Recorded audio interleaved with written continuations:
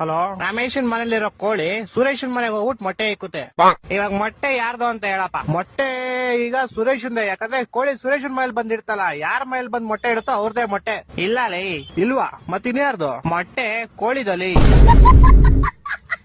ಈಗ ಒಂದ್ ಆನೆ ಈಜಾಡ ಕೆರೆ ಒಳಗ್ ಹೋಗುತ್ತೆ, ಆಚೆ ಹೆಂಗ್ ಬರುತ್ತೆ?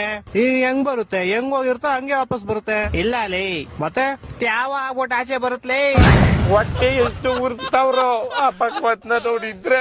ಒಬ್ಬ ಹುಡುಗ ಪ್ರತಿ ವರ್ಷ ಅವ್ನ್ ಬರ್ತಡೆಗೆ ಉಂಡಿಗೆ ₹1 ಹಾಕ್ತಿದ್ನಂತೆ.